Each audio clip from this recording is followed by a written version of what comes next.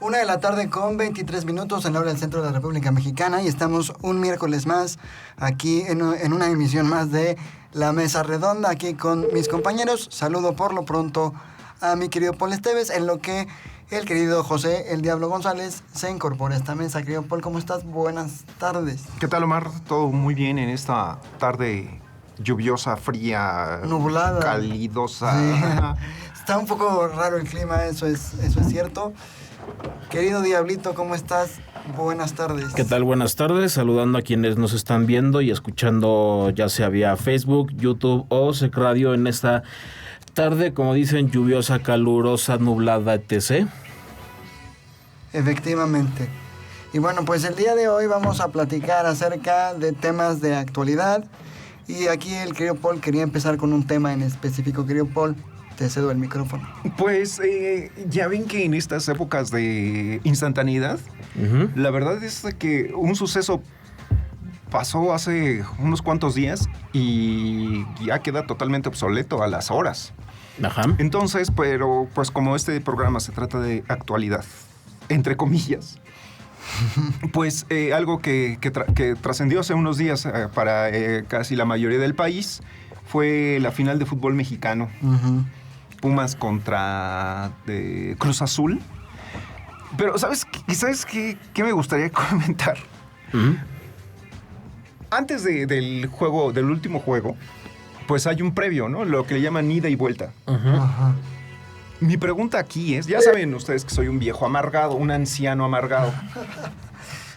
Pero mi pregunta es la siguiente: ¿por qué el pueblo mexicano se sigue tragando esos caramelos envenenados del juego de ida, en donde son unos juegos de verdad intrascendentes, horribles, en donde no se hace nada, queda empate 0-0, en un descarado juego en donde el Cruz Azul, que tenía opciones de llegar, jamás de verdad hubo 2 o 3 jugadas como que de medio peligro, pero no pasa nada. Entonces son juegos de relleno que obviamente a mí me queda claro que por qué sucede, pues para llenarse los bolsillos.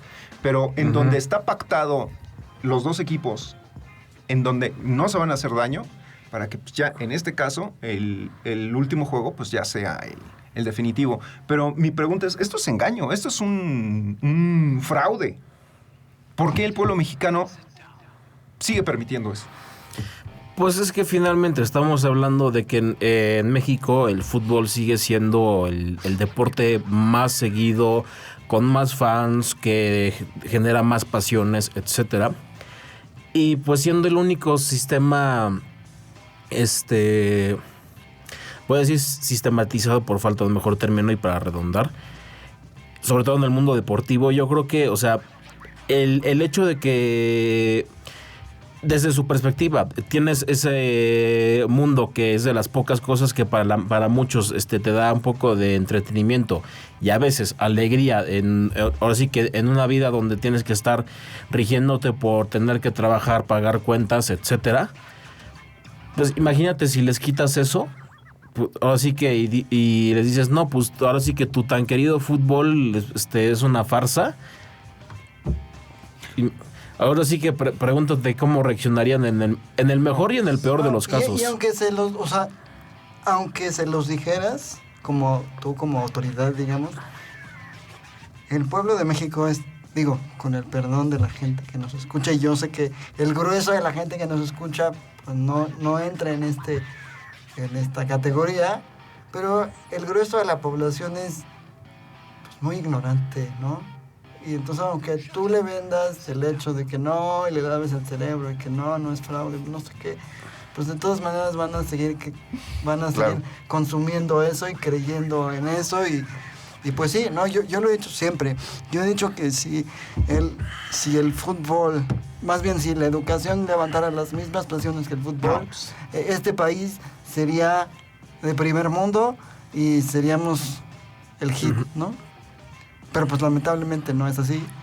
Y pues como todo, ¿no? También el fútbol entra en la categoría de negocio y genera miles de millones de pesos.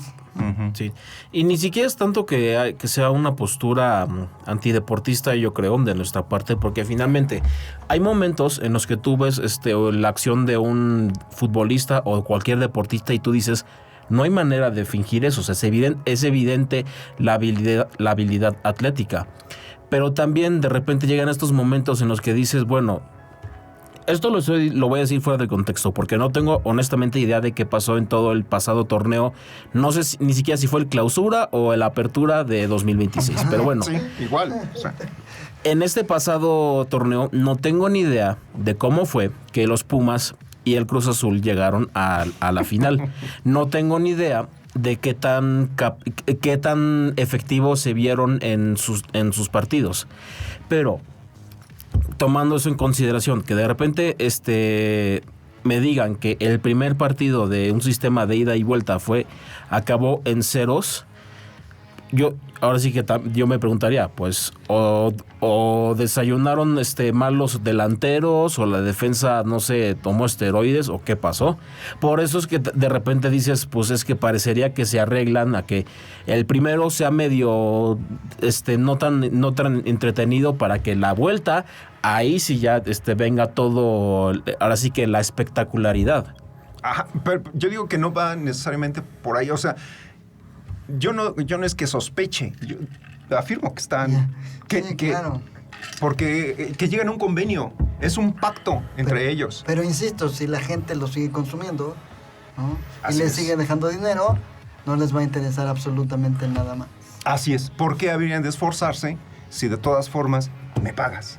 Sí, pero te digo, eso es a mí lo que antes me podría causar un poquito de indignación, ¿no? Porque, pues, desafortunadamente, pues, sí, ya sé cómo es mi pueblo mexicano, mi pueblo sabio, que, pues, es muy fácil entretenerlo, es muy fácil. Y para eso, pues, tienes a los paleros, ¿no? A los José Ramones Fernández y a todos estos que de algo tan aburrido, no, hombre, hacen unos análisis de, no, sí, es que no, yo creo que el Cruz Azul, porque acá...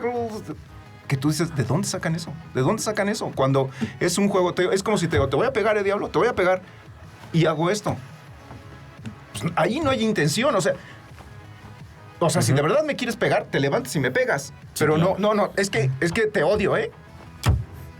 Pues es de risa, pues así el fútbol mexicano. Ahora, lo que sí, ya la final, eso te digo, en el juego de ida, ya la final, yo no tengo ya argumentos para decir que fue comprado o no, porque la actitud fue totalmente diferente. Y yo creo que ya en ese juego, el que ganó fue porque, pues sí, en realidad el Cruz Azul, en el fútbol gana quien meta más goles, el Cruz Azul metió más goles. Por ahí había un chiste que me dio mucha risa que decían, ¿qué sucede entre el encuentro de una fuerza imparable que se encuentre con un objeto inamovible? Y así esto que se escucha filosóficamente y científicamente muy interesante, dicen, enfrentas al Cruz Azul que nunca gana contra el Pumas que siempre pierde. Entonces decían, a ver cómo va a ser esta final. Y pues bueno, ganó el Cruz Azul. Sí. ¿Alguien tiene el dato de cuánto fue el marcador de dicho partido de regreso? 2-1.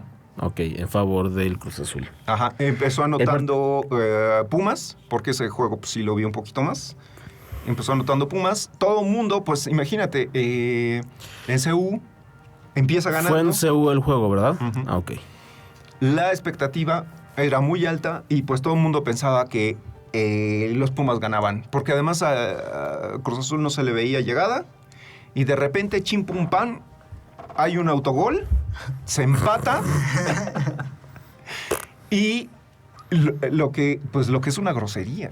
En minutos ya de compensación, yo pensé que el juego se iba a ir a tiempos extras. En el último minuto, un chiripazo le cae a un jugador que además, por lo que sé, a ese jugador creo que le odian porque es como el mala suerte. Pues le cayó el balón, se da la vuelta, chuta, gol, señores. Gol de campeonato.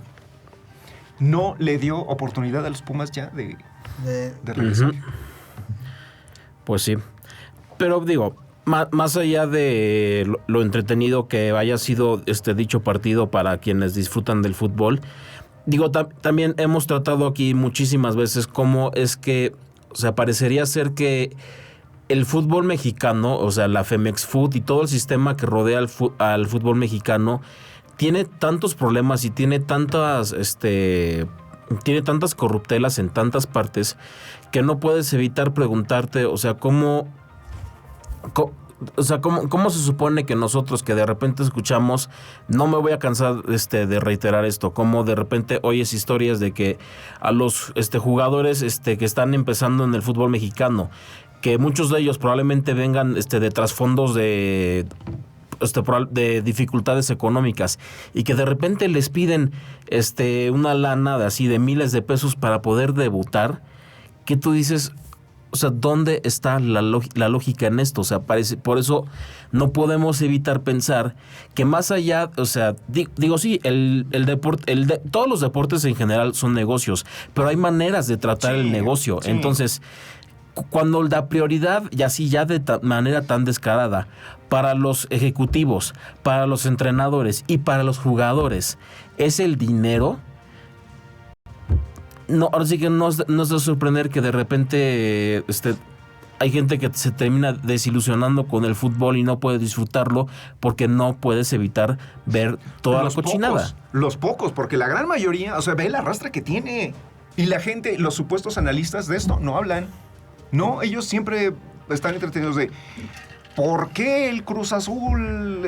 No sé, te digo, unas polémicas súper baratas. La gente se engancha y sigue consumiendo eso. Si de verdad vieran las cosas con un poquito de sentido crítico, verían que esto que les estoy diciendo no es por amargado, no es por que no te engañen. Uh-huh. Por supuesto. Y eso de los jugadores y todo el negocio no solo pasa en México. Ajá, o sea, sí. Yo tengo uno de mis mejores amigos, uh-huh, que es creador de contenido, uh-huh, de moda para hombres.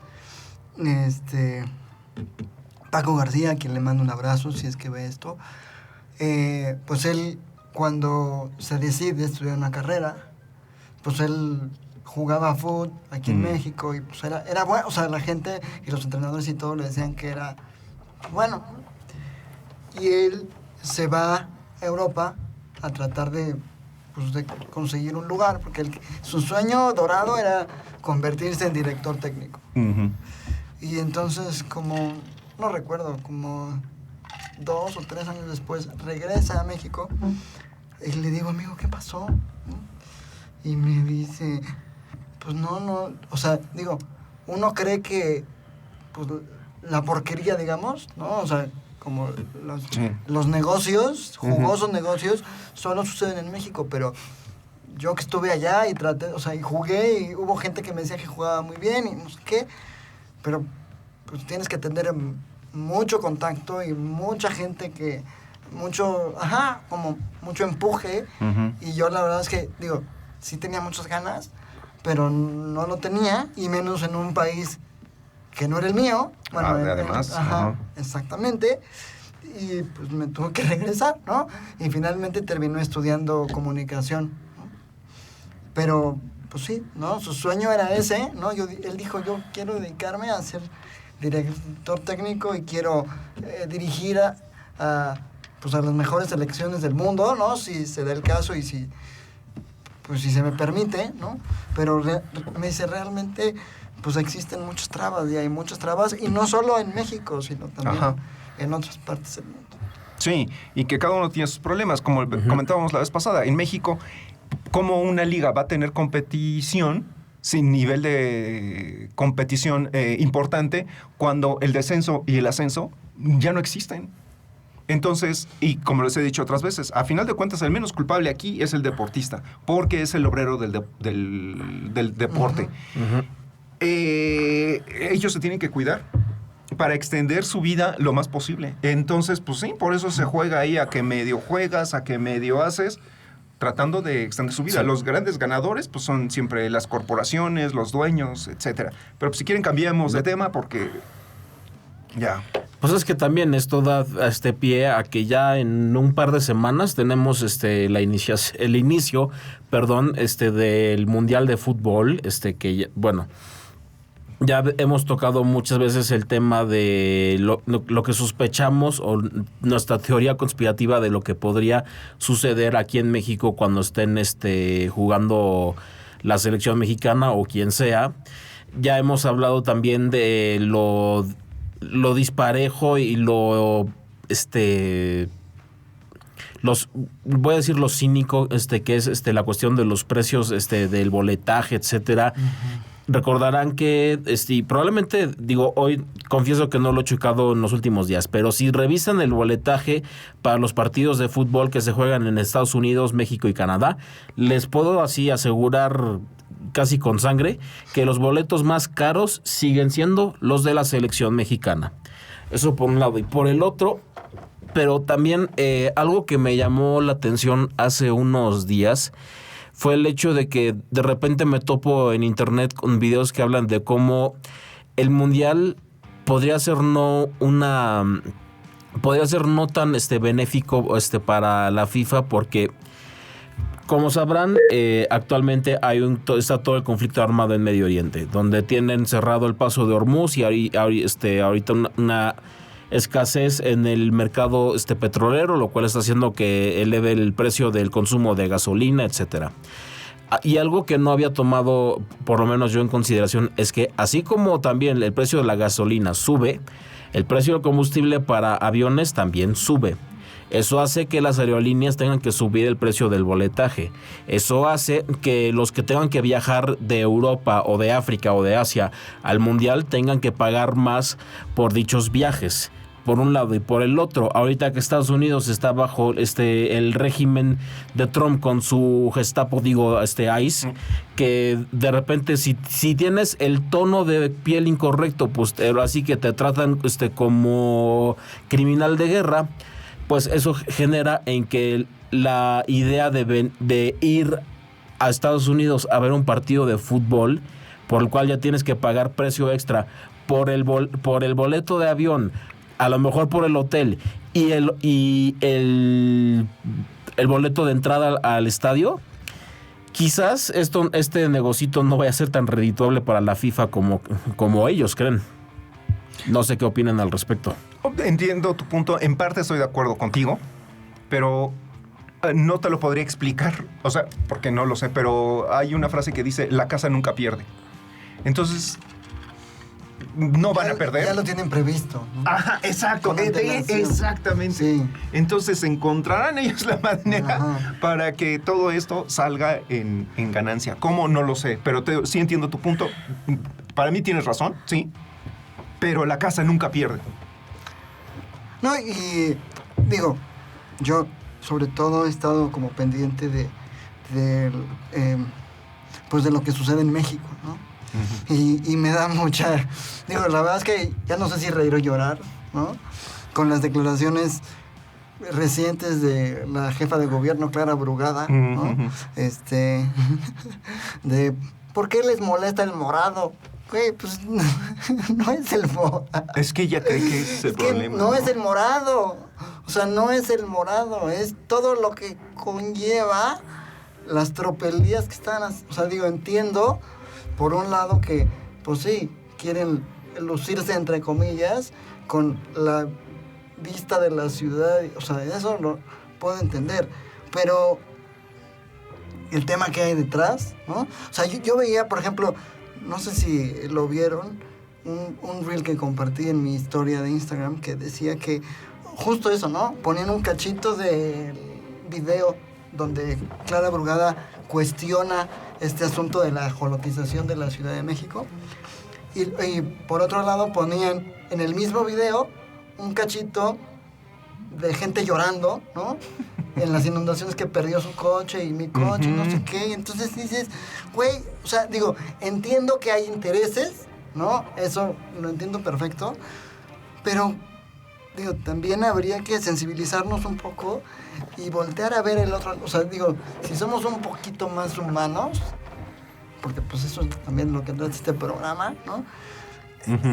Voltear a ver un poquito, no por romantizar, porque, insisto, entiendo los intereses políticos, económicos y de todos los intereses que puede haber detrás de eso. Pero, y justo mi mamá me lo decía ayer en Guantil, me decía, ok, la ciudad se ve muy bonita de morado, si quieren, pero en unos 2, 3, 4, 5 meses, eso se va a deslavar con las lluvias y se va a ver horrible la ciudad, ¿no? Ajá. O sea, insisto, entiendo el trasfondo y los intereses que esto pueda, pues, conllevar, pero también habría que voltar a ver un poco cómo está la gente y medir la temperatura de la gente, por decirlo de alguna manera, en la calle, la gente de a pie, ¿no? La gente que probablemente le llevó años ahorrar para comprarse ese carro, ¿no? No lo sé. Y ahorita que lo mencionas y hablas de las inundaciones y demás, también ya me hice preguntarme, ¿qué tanto habrán pensado toda esta gente que está anticipando y que quieren recibir el Mundial con brazos abiertos? ¿Qué tanto se han preparado, por ejemplo, de qué pasaría si el jueves que empiece el torneo de fútbol, de repente, ya sea durante el partido o después, empieza a llover como luego pasa aquí en la Ciudad de México, donde llueve a cántaros y se inundan las calles, pero marca Lucifer? ¿Qué pasa si está lloviendo por ahí, por el Estadio Azteca, y no sé, Avenida del Imán y todos los alrededores se inundan?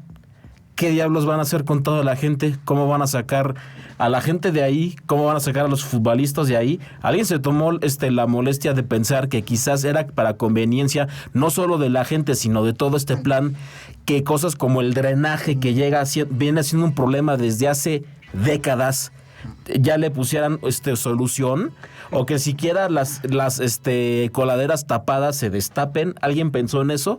Algo me dice que no. He de decir, pero Clara Brugada se anticipó y ya dijo hace como 2 o 3 días que ya lo tienen previsto y que ya hicieron pruebas. Digo, yo quiero ver. Porque una cosa es lo que dice. Sí, claro. Cuando pase, yo quiero ver.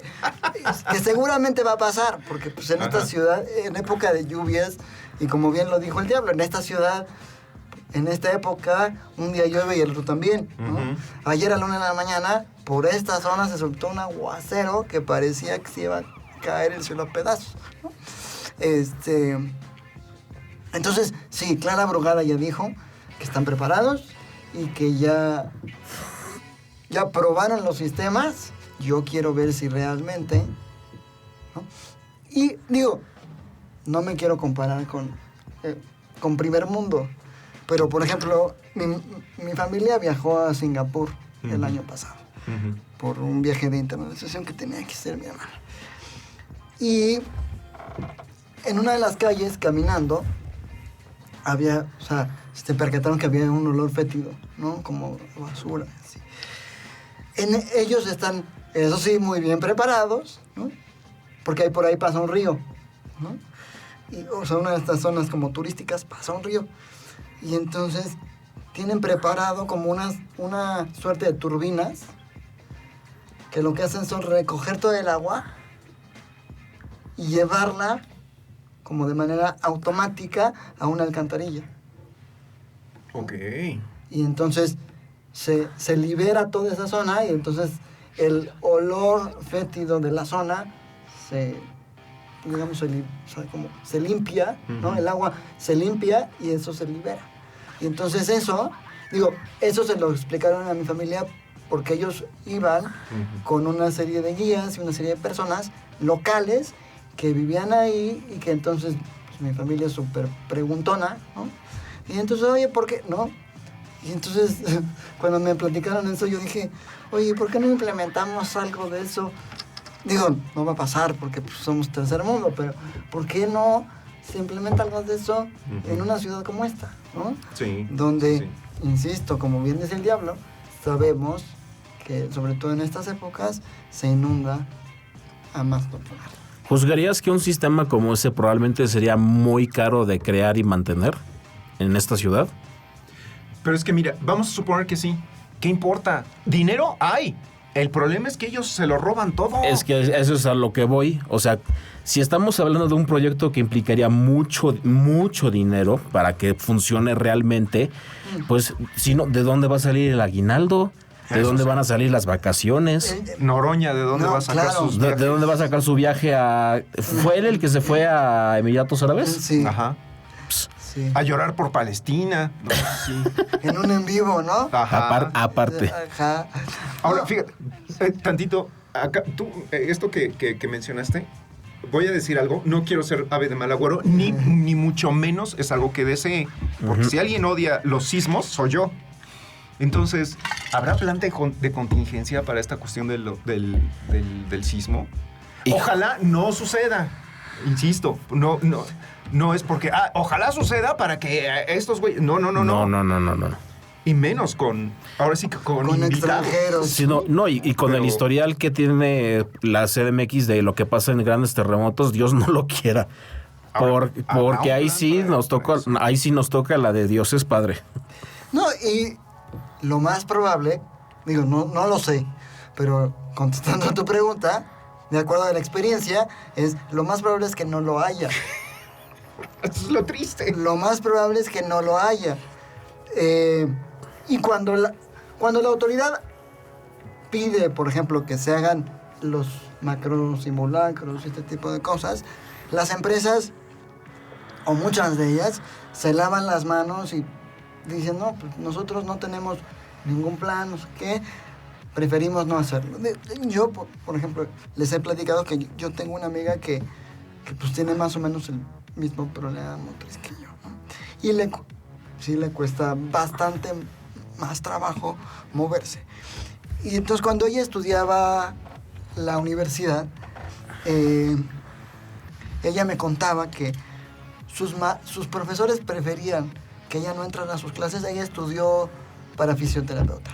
Uh-huh. Entonces, que los profesores preferían que esta amiga no entrara a sus clases porque no tenía en la escuela un protocolo para sacarla del salón si alguna emergencia sucedía, ¿no? Y entonces, yo pienso, ¿no? De acuerdo a tu pregunta, ¿no? Si instituciones así claro, tienen algo, ¿no? que es micro, en una situación normal, ¿no? En un día a día normal, sin algo extraordinario, pues yo no creo que, digo, no quiero ser, sí, insisto, ¿no? ave de mal agüero, pero yo no creo que lo haya. Ahora, porque vamos a suponer, yo tratando de ponerme en situación de las autoridades y digo, tengo un país, vivo en un país donde un sismo puede suceder, voy a tener extranjeros en un juego, he hecho macro simulacros, ¿no sería pertinente que en la primera semana se hiciera un macro simulacro para que los extranjeros, y obviamente bombardear, en el buen sentido de la palabra, va a haber un macro simulacro para que no se saquen de onda y precisamente estén atentos, porque si pasa, ya estás prevenido, no que de repente se te mueve todo, escuchas alarmas y gente correr y todo. Hijo, y tú como extranjero... Bueno, no, porque eso sí, me han tocado ver, por ejemplo, videos en YouTube de justamente extranjeros que no conocen todo el historial de sismo que hay aquí y cuando les toca a uno de verdad, bueno, ellos juran y perjuran que se van a morir, entonces ¿sí? Les aterra, claro. Entonces casi le lloran a Dios para que no les pase nada. Nosotros ya estamos acostumbrados, ya nos ha tocado vivir... Entre comillas. Bueno, bueno, acostumbrados en el sentido de que normalmente sabemos que así terremotos macabros tipo el de 85, 2017, etcétera, son escasos, siempre está la amenaza, pero son escasos. Normalmente, o sea, si se sienten fuertes, no se siente nada bonito, pero, o sea, sabes cómo actuar al respecto normalmente, entonces... A eso me refiero, con que estamos acostumbrados. Uh-huh. Pero ellos que muchos vienen de lugares donde no hay tanta actividad sísmica, pues de repente que literalmente el suelo se mueve y ves edificios moviéndose como gelatina, que tú dices que... Me acuerdo, cuando estaba en la Esmeralda, estudiando en Bellas Artes, teníamos una maestra que era francesa. Bueno, yo creo que seguro vive. Y nos comentaba sus experiencias aquí en México, ¿no? Entonces, pues nos dijo, es que pues eres de Francia, allá nunca tiembla, o por lo menos en la zona de ella. Oyes eso en las noticias. Entonces llego y me toca mi primer sismo, me dice, yo lloraba. También ahí me cayó mucho el 20, ¿no? De que dices, pues sí, bien que mal nosotros estamos acostumbrados, bien que mal sabemos que en cualquier momento puede temblar. Pero ellos no, nunca han sentido un sismo. Entonces me dice, yo la primera vez lloraba, ya después me tocaron otros y me acostumbré como buen mexicano.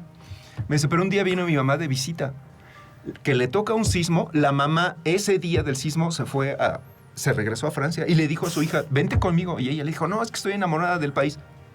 ¿Cómo puedes vivir en este país? A la mamá le pareció eso intolerable y insoportable.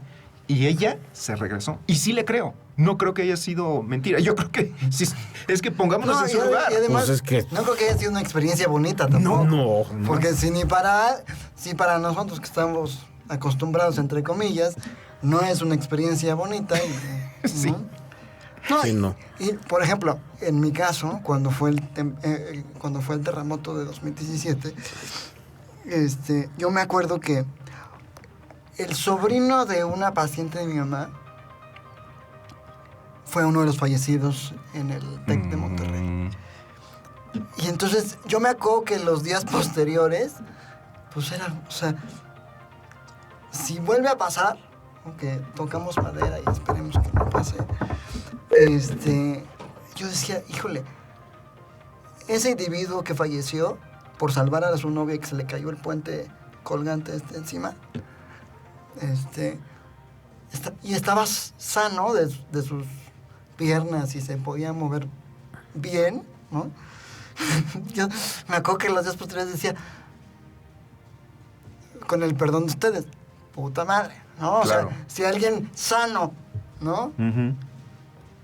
No la libró. No la libró, que le espera a uno que no se puede mover correctamente, ¿no?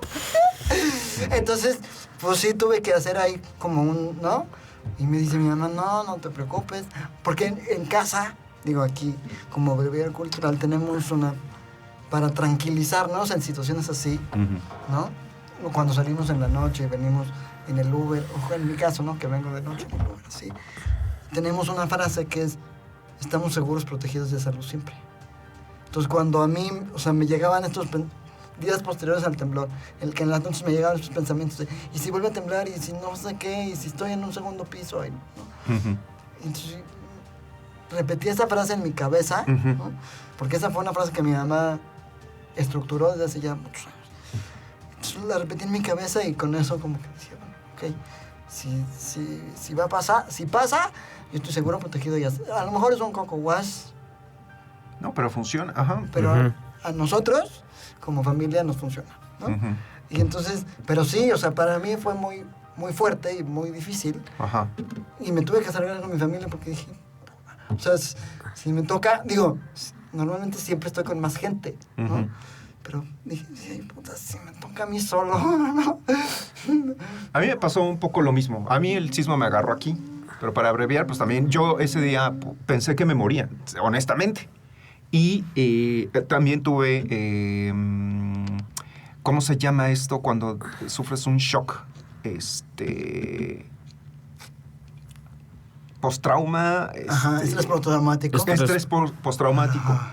Cuando yo llegué a mi casa, yo vivo en un cuarto piso. Algunas cosillas se cayeron, o sea, no, nada dramático, o sea, algunas cosas que estaban medio...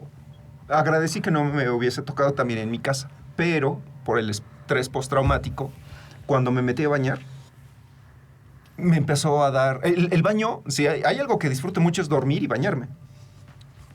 Entonces imagínate el shock que me causaba, porque me sentía yo muy vulnerable en la regadera, y yo decía, y que empieza a llover, que empieza a temblar. Híjole, no sabes cómo en un principio la estaba sufriendo. Pero, pues también a lo mejor, como tú dices, me hice un coco wash. Mi coco wash fue, güey, si te vas a morir... Te va a tocar. O sea, ajá. Y puede ser que te toque dormido o bañándote o en el momento menos esperado. Entonces, vive la vida, cabrón. Si te agarran en el baño, pues ya, por lo menos te moriste limpio. Y ya me hice ese coco wash. Y dije, es que no puedo vivir así. No, y me sirvió y pues ya. No, y mira, o sea, en mi caso, por ejemplo, yo normalmente no pienso en eso. O sea, sé que pueden pasar, pero no me la paso masticando ese tipo de cosas.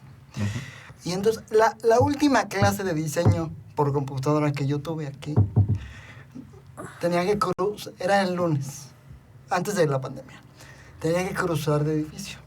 Y tenía un muy buen compañero que se llama Miguel Carmona.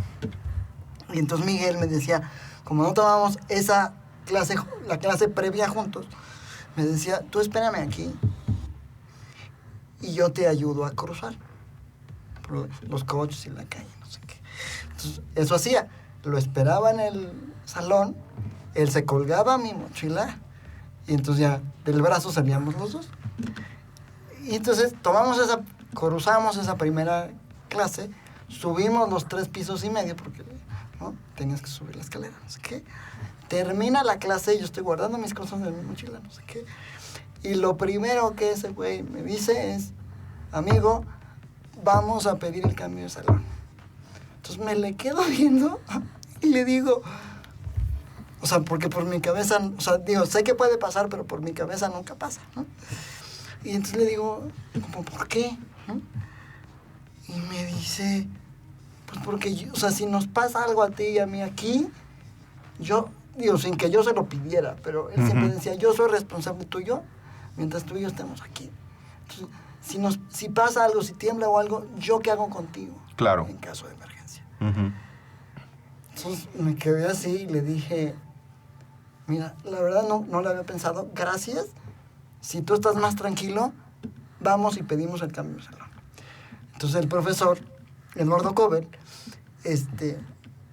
nos dijo, bueno, pues voy a pedir el cambio de salón para ver si nos pueden poner en Valle 12, que estemos en planta baja, no sé qué. Corte A, viene la pandemia y nunca volvimos a regresar a clases presenciales. Pero este amigo en particular siempre me ponía esos, digo, y no por querer asustarme. Claro. Pero siempre ponía esos escenarios en su cabeza y siempre era, güey, ¿yo qué voy a hacer contigo? Exacto. Si algo de eso pasa aquí. Así es. Porque yo soy responsable mientras tú y yo estemos aquí, en el mismo espacio, ¿no? Hubo una vez, ya para cerrar, que estábamos en clase de cine, me acuerdo perfecto. Estaba en el 304 tomando clase, que hay que subir escaleras. Y alguien del salón de junto puso un video con la alerta sísmica. Y entonces voltea para atrás, ve mi cara, en cuestión de segundos se hinca, me subo a sus hombros y me dice, no sé qué. Y entonces sale un profesor, o sea, fue un video aquí arriba, somos nosotros, no sé qué. Bueno, ok, gracias. Y ya nos vamos a regresar a salón. Pero sí, o sea, sí. Uno no lo piensa, ¿no? Y eso es algo muy responsable. Y así deberíamos de ser todos. Yo nada más, ya así muy brevemente, yo hace unos 20 años andaba en moto y andaba en una chopper. Y yo me compré mi casco y me compré mis chaparreras y me compré mi chamarra y todo. Un tiempo lo dudé, pero algo que me hizo en cuenta, porque mucha gente decía, no lo necesitas, y si te caes, pues ni te va a servir para nada. Pero hubo responsables que decían, te compras el equipo de seguridad, no porque pensando en que jamás te va a pasar, pero que si un día te pasa, estás protegido. Eso a mí me sirvió para, sí, dije, no, tengo que pensar en mi seguridad, siempre pensando positivo, nunca me voy a caer, pero si me caigo, vengo protegido. Pero pues en México no pasa eso, ¿verdad? Y menos nuestras autoridades ajolotizadas. Sí. Ahora sí que es prevalente el pensamiento de no va a pasar, hombre. No, y ya, como última anécdota con este mismo amigo, era 2 de diciembre de 2016, o sea, en diciembre de este año se cumplen 10 años. Y normalmente yo al equipo de seguridad de aquí afuera le daba dinero para que amablemente, muy amablemente, porque ellos ofrecían, se cruzaran y me compraran mi pizza, mi agua, lo que fuera. Y ese día era viernes, como a las 5:30 de la tarde. Estábamos trabajando proyecto final en la sala de cómputo. Y entonces le digo a este amigo, ahorita vengo, voy a salir a comprar algo de comer. Y en eso, o sea, yo le dije, me dijo, ¿quieres que te acompañe? Le dije, no, yo puedo salir solo, muchas gracias, no te preocupes. Bueno, si no sale conmigo, yo no sé qué hubiera sido de mí a partir de ese día. Porque venía un microbús en el camellón, hecho la cochinilla. Y mi amigo, o sea, yo venía del lado, no venía del lado de la calle, venía del lado de la banqueta, pero venía la cochinilla, ¿no? Entonces, y mi cuate, pues sí venía del brazo, pero venía viendo el celular. Entonces dije, pues fueron cuestión de segundos. Entonces, ¿qué hago?